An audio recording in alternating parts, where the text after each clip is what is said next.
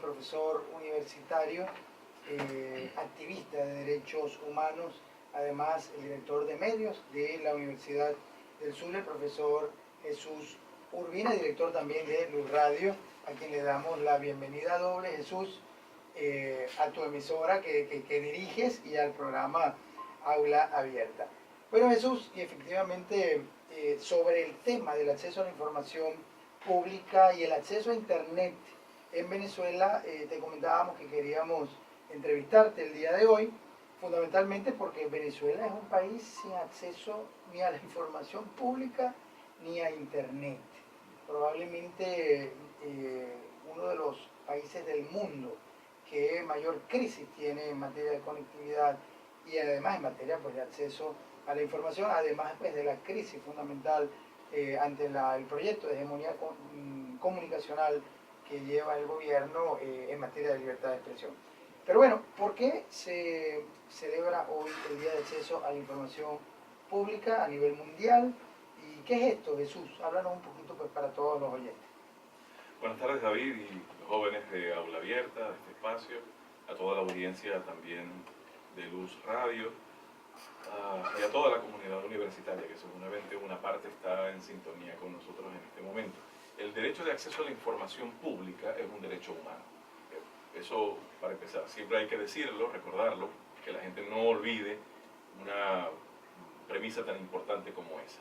Esta mañana estuvimos en una actividad de calle en el centro de Maracaibo, varias organizaciones de derechos humanos, Transparencia, Venezuela, y bajo el rótulo de la Red de Derechos Humanos del Estado Sur estuvimos hablando de ese derecho para que la gente entienda que es un derecho fundamental, que además de ser sustantivamente un derecho es también un instrumento en favor de otros derechos, porque cuando uno accede a información bajo disposición del Estado sobre asuntos que tienen que ver con alimentación, con salud, con seguridad, uno apalanca mucho mejor las exigencias públicas en favor de otros derechos. De esos mismos derechos, del derecho a la seguridad ciudadana, del derecho a la alimentación, del derecho a la salud, del derecho a la educación, en fin.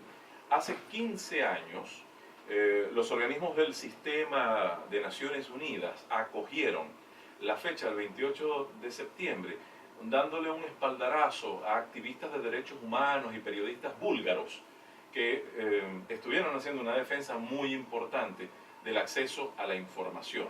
Y entonces esa lucha la tomaron como emblema. Es muy típico que ocurra así, que Naciones Unidas tome la lucha de una comunidad africana o de una comunidad del este europeo o de una comunidad latinoamericana para ejemplarizar la universalidad de un derecho. Y así ocurrió en el caso de Bulgaria en 2002, y desde entonces cada 28 de septiembre ha quedado rotulado como el Día Mundial del Derecho a Saber o del Derecho de Acceso a la Información Pública. Y no es nada más que el ejercicio de una potestad fundamental que tenemos todos los ciudadanos, todas las personas, y es conocer de manos del Estado todos aquellos datos, todas aquellas informaciones que sean fundamentales en el interés común. Por supuesto, hay algunas reservas. El Estado puede establecer algunas limitaciones de acuerdo a lo que establece el Pacto Internacional de los Derechos Civiles y Políticos en materia de seguridad nacional. Lo hacen todos los estados en el mundo, pero eso tiene que estar claramente fijado en una ley, tienen que ponerse las condiciones de aquellas cosas que quedarían reservadas para, digamos, uso administrativo en el Estado y no del conocimiento público, y siempre deben ser, digamos, casos absolutamente excepcionales. Por ejemplo, en el ámbito militar, algunas cosas, en el ámbito diplomático, algunas otras, y por un tiempo determinado, no para siempre. Y por otro lado, la protección del derecho a la intimidad, del derecho a la vida privada, también son algunas condiciones que podrían establecerse al acceso a la información de carácter público.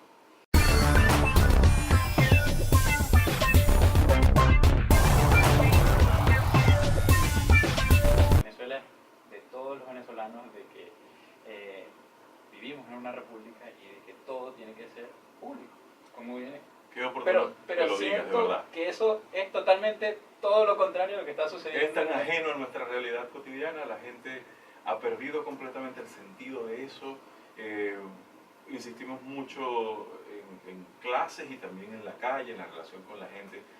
La palabra mandatario es como la palabra arrendatario. En este edificio donde estamos, donde se encuentra la radio, hay algunos pisos arrendados.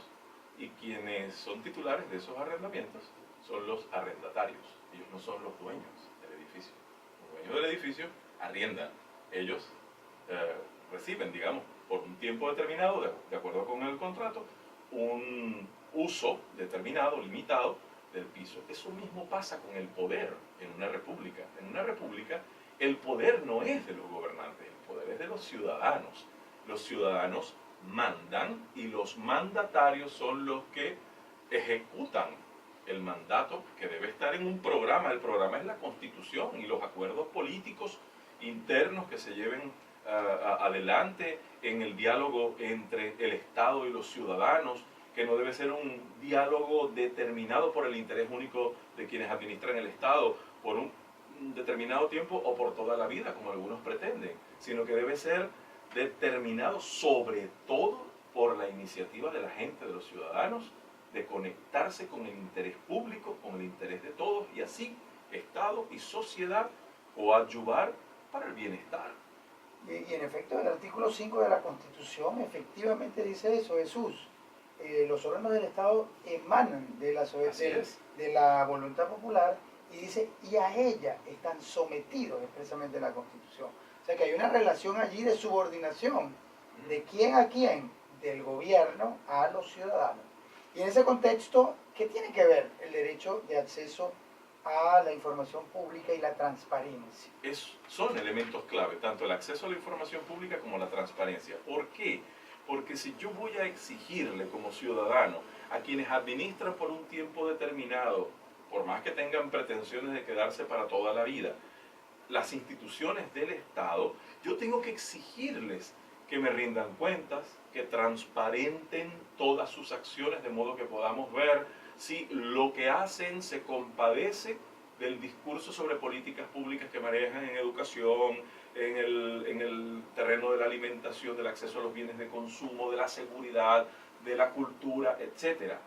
Ellos, en el Estado, tienen que estar solícitos, prestos, dispuestos siempre a abrir al conocimiento público todos los procesos que tienen que ver no solo con la administración de dinero, porque no se limita al tema del uso del dinero público, sino de todos los recursos institucionales, normativos, materiales, etcétera, que los funcionarios públicos tienen en su haber en nombre del pueblo para desarrollar las políticas públicas. Entonces, esto no es retórica, esto es una cosa que tenemos que semantizar, tenemos que darle nueva vida a estos términos, a eso que dice la Constitución. Es verdad, el mandante es el pueblo, el mandatario es un administrador del poder y tiene que hacerlo en nombre del pueblo y rindiéndole cuentas al pueblo.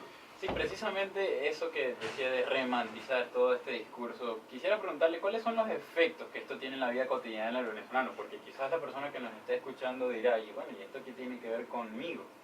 Pero quisiera un poco que nos comentara algunos ejemplos de lo que sucede actualmente en Venezuela que afecta directamente la vida cotidiana de los venezolanos, de la persona que nos está escuchando en estos momentos. Es estupendo que lo plantees, porque hoy la organización a la que yo represento, la organización, además de la Universidad del Zulia, represento a Transparencia Venezuela.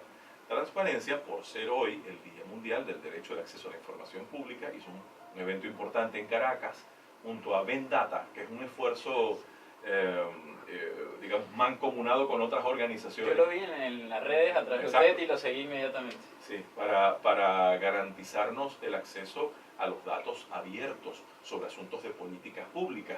Y en ese evento presentamos el informe de un esfuerzo de investigación de casi 2 años que se llevó adelante para descubrir realmente cuál es el mapa de las empresas públicas. ¿Y por qué eso responde a lo que tú planteabas? Bueno, porque eso nos permitió encontrar el dato siguiente.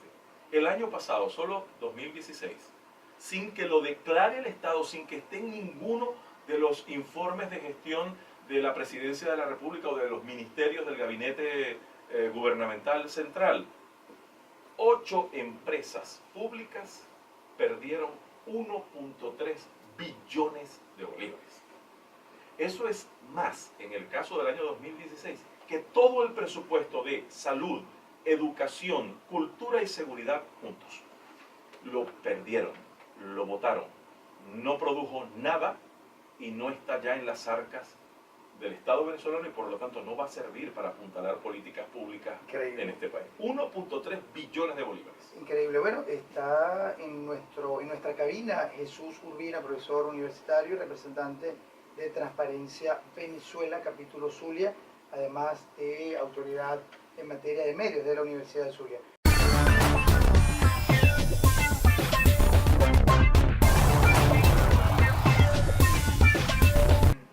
Además de estos casos, ¿qué otras situaciones de alguna manera pueden representar un escándalo en materia de corrupción y respecto a las cuales hay que ponerle la lupa para buscar transparencia justamente en nuestro país y dicho sea este caso, escándalo pues internacional?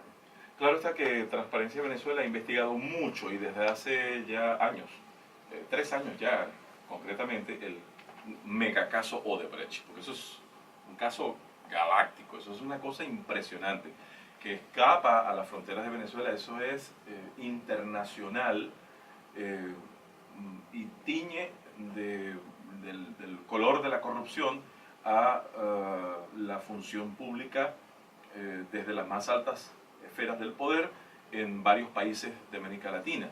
Incluso, en cierta forma, también a Norteamérica, porque hay operaciones que esa empresa realizó no muy bien habidas en Norteamérica y eso también se investiga. En Estados Unidos hay varias cortes federales o distritales que están investigando Odebrecht. Seguramente que también en Canadá habrá repercusiones de eso. El caso Odebrecht lo hemos venido investigando y diciendo desde hace mucho tiempo que es una situación inauditada, inauditable en los términos en que la política impide hoy día hacer un examen, una investigación por cuenta de ciudadanos, por cuenta de periodistas, incluso por parte de la misma Fiscalía. Sí. Porque ya la Fiscalía, antes de que fuera cooptada la posición de Fiscal General de la República en cabeza de Luis Ortega Díaz, irritamente por mandato de la Asamblea Nacional Constituyente, en cabeza del señor Tarek William Saab, ya la Fiscalía General de la República estaba empezando a hacer investigaciones importantísimas sobre Odebrecht. Ese es un caso Por cierto, grande. Me acaban de informar que hace unos días, el lunes pasado, 13 fiscales del Ministerio Público fueron removidos Sí. por el fiscal general de la República. Hay una situación de terror Ilegítimo. internamente en la Fiscalía. Justamente como un patrón de impunidad, ¿no? Sí. Porque a los fiscales que estaban haciendo investigaciones, no sé si tendrán algún tipo de vinculación con este tipo de casos tan graves, o más bien con casos de otro corte, pues más políticos, etcétera. Pero fíjate lo escandaloso que desde arriba entonces se destituyen a fiscales pues por su vinculación directa en la investigación de casos determinados. Y hablando otra vez del caso de Odebrecht, ¿en qué estatus está?